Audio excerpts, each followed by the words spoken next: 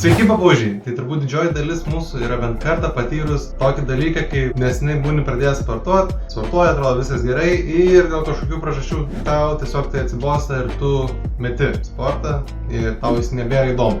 Ir žinoma, aš tai sakau nebereikalo, nes remiantis interneto šaltiniais, tai nutinka net 90% žmonių, kas yra išties įspūdinga. Tai aišku, labai nenoriu, kad šis video būtų toks, kodėl čia reikia sportuoti, kodėl tai yra gera. Visi puikiai žinom, kad tai yra gera ir la. Bet aš norėjau šitą tokį labiau pasigilinti ir pasidalinti savo istoriją, kas man leidžia sportuoti, kas man leidžia nemesti sporto ir kodėl aš tai jau darau kažkur apie 2 metus. Ir turiu omeny 2 metus ne šiaip sau, kad ten pasportuoju, nebesportuoju. Turiu omeny 2 metus tokio gero nuoseklaus sporto, per kurį galima jau pasiekti kažkokį tai rezultatą. Kad atskleisti šį fenomeną, aš labiau norėčiau įsigilinti į pagrindinės priežastis, kodėl žmonės baigia sportuoti. Na, tai turbūt nepaslaptis, kad viena iš pagrindinių sporto pasibaigimo priežasčių yra tiesiog motyvacijos pabaiga. Daugelis žmonių, kai pradeda sportuoti, tiesiog būna ant tos motyvacijos bangos ir momentas, kai baigęs, žmogus irgi iškart baigia sportuoti ir galų gale gaunas kaip, kad žmogus sportuoja tik tada, kai jam užeina motyvacija. Antra priežastis, kodėl tai yra, tai žinių stoka. Tu nueini į džimą, pamatai daug prietaisų, bet tu tiesiog net neįsivaizduoji, kaip jais naudotis, pasinaudoji, kažką padarai ne taip, susivarai kokį raumenį ir pasibaigia tavo visą sporto karjerą. Visokie tokie niuansai dėl žinių stokos. Na, trečias niuansas, kodėl dažniausiai žmonės tikriausiai baigia sportuoti, tai tiesiog nepatogumas. Nes reikia nuvažiuoti, pasportuoti, susiruošti, ta prasme, nusimaudyti. Na, užtrunka tikrai ilgai ir man asmeniškai anksčiau džimas užimdavo kažkur apie 2 valandas laiko, kas yra tikrai nemaža dienos dalis. Išsiaiškinom pagrindinės priežastis, kodėl žmonės baigia sportą. Dabar norėčiau jums atskleisti, kas man padėjo išlikti nuosekliam sporte. Tik tais noriu užbėgti įvykiam už akių ir pasakyti, kad aš nesu kažkoks čia sporto profesionalas. Aš esu tiesiog average guy, kuriam patinka sportuoti ir aš to mėgaujuos, aš žinau, kokie yra to pliusai ir žinoma, noriu pasidalinti tai su jumis, nes tai yra nuostabus dalykas. Tai kas man padėjo išlikti nuosekliam ir nuo ko aš supratau, kaip aš noriu sportuoti. Tai pirmas dalykas, kas man padeda išlikti nuosekliam, yra tiesiog konkretaus tikslo išsikėlimas. Tarkim, aš užsimanau padaryti kokį nors tai pratimą, ar tai būtų handstandas, ar tiesiog challenge'as, kad mėnesį laiko daryti prisitraukimus, ten po 100 prisitraukimų kiekvieną dieną. Kažkoks tai konkretus, labai aiškus, paprastas tikslas, gal ne paprastas, bet konkretus tikslas, kuris yra sunkus, bet to pačiu gana įmanoma jį įgyvendinti. Tai tarkim, tu išsikeli kažkokį tai konkretų tikslą, kad po mėnesio aš iškelsiu tiek ir tiek kilogramų daugiau, arba per mėnesį aš turiu nueiti tam tikrą kiekį skaičių treniruočių, arba per mėnesį aš turiu nubėgti tiek ir tiek kilogramų. Pagaunu, čia nėra raketų mokslas. Išsikeli tą savo konkretų tikslą ir tada gali pradėti viską lipdyti aplinkui. Ką turiu omeny? Mano asmeninis pavyzdys yra toks, kad tarkim, aš kai mokinausi handstandą, man ten nesisekė jo išlaikyti ir aš pradėjau domėtis, kodėl man nesiseka išlaikyti handstando ir kokios gali būti mano klaidos. Tai pasirodo, mano pečiai buvo per silpni. Ką tu darai? Tu tada žiūri, kokius aš galiu daryti pratimus, kad mano būtų pečiai stipresni. Susirandi pratimus, darai stipresnius pečius ir galų gale atsistoji ant rankų. Arba kitas pavyzdys, kai aš mokinausi flegą, aš kaip ir tą flegą jau iš dalies kaip padarydavau, bet mano flegas atrodo kažkas panašaus taip. Čia nėra gerai, tai biški kenkia sveikatai, bet ką bandau paaiškinti, tai kad tu susižiūri, man yra tokia problema ir kad tą problemą išspręsti, man tada reikėjo stipresnio preso, koro. Ir žiūri, šitie pratimai tavo korą padarys stipresnį. Tai tu prie to workouto savo prijungi tada tos pratimus, kad tu galėtum galų gale pasiekti savo užsibrėžtą konkretų tikslą. Dar viena iš pagrindinių priežasčių, kodėl 90% žmonių meta sportą, mano manymu, yra tiesiog netinkamas sporto pasirinkimas. Kadangi mūsų yra labai daug, mūsų asmenybės yra visų skirtingos, tai reiškia, kad džimas tikrai ne visiems tiks. Nes, džimas ir man asmeniškai buvau atsibodęs, man ten, nežinau, nieko įspūdingo nebėra. Daugelis žmonių tiesiog pabando džimą, sako, čia man lievai nepatinka.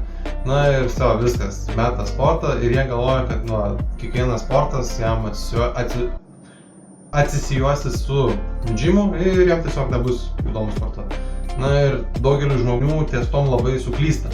Nes yra tikrai begalė sporto pasirinkimų, kaip bėgiojimas, grupinės treniruotės, sportiniai hobiai kaip tenisas ir tinklinis. Na ir kas be ko, fulė ir kaštis.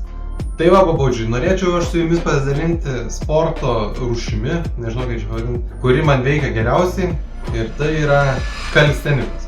Kalisteniks angliškai, arba net neįsivaizduoju kaip lietuviškai. Daugelis iš jūsų tikriausiai kalistenikas iškart pradėtų asocijuoti su turniku. Pagrindinė reakcija bus: Žiūrėsi, ką čia prie turniuko tik tais prisitraukimus pompuoji ir viskas. Na, tai nėra tiesa iš tikrųjų, bet kandas, nes pristraukimai iš tikrųjų yra gana didelė dalis kalistenikų, bet tas pats pristraukimas gali impactinti labai daug raumenų grupių.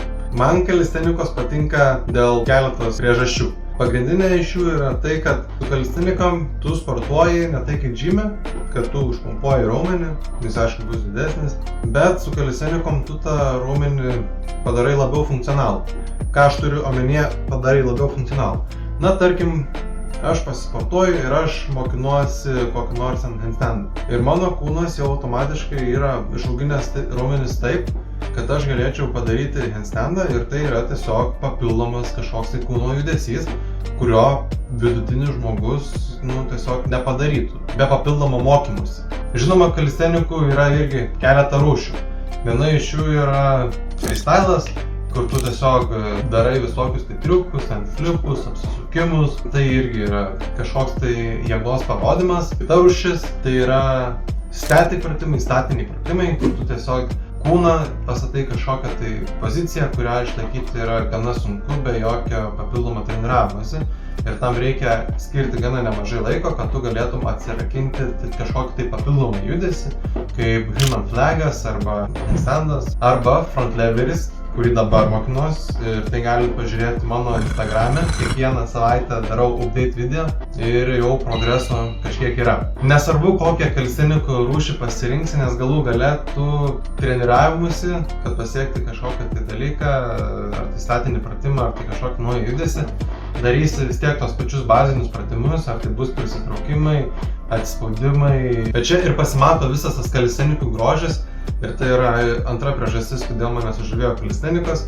Ir tai yra tiesiog, kad tai daryti gali tiesiog beveik bet kur. Nebūtinai reikia turniko, tu gali sportuoti ir be turniko. Tiesiog ateini, padarai pristraukimų, atsispaudimų. Padarai atsispaudimų. Tikrai galima išmąstyti daug, tai galima daryti bet kur, netgi ir iš namų. Kas man yra labai didelis pliusas, nes man džimas, jau važiavimai tai džimą, ruošimasis, dėjimasis rūbų, jau buvo šiek tiek užknisę. Arba jeigu aš noriu nuvaryti prie turniko, bam, aš namuose apsirinku, nuvažiuoju, staigiai grįžtu ir man nereikia laukti jokių eilių prie mašinų, aš nuvarau prie turniko, padarau ką man reikia.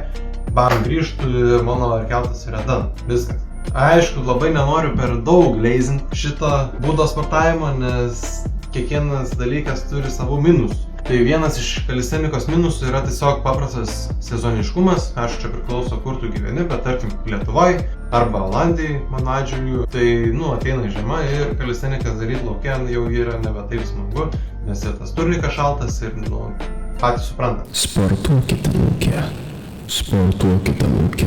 Antras, toks sakyčiau, minusas, ne minusas, tai yra tai, kad kalistenikos reikalauja gana nemažai fizinio tonuso, kad tu jas galėtum pradėti daryti. Ką turiu omenyje? Tarkim, jeigu tu padarai maksimum 3 arba 5 prisitraukimus, kalistenikos tau gali atrodyti, išties sunku ir tavo treniruotės gali atrodyti tau visiškai neefektyvios. Ką aš puikiai suprantu.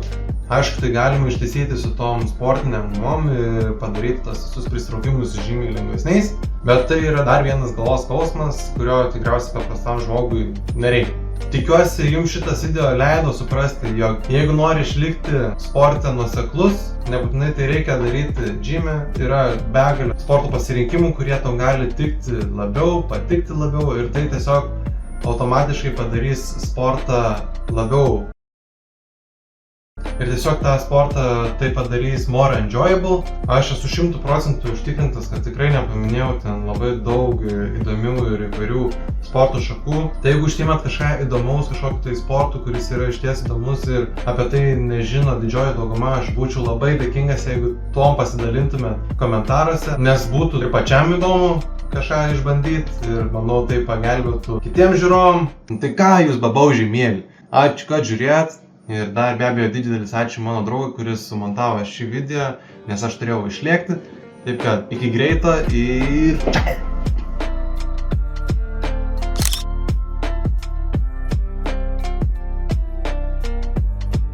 Tai turbūt mes visi puikiai žinom, kad sportas yra depresantas, o man asmeniškai atsibodus. Tas žmonių kiekis, kuris meta sportą, yra gerai.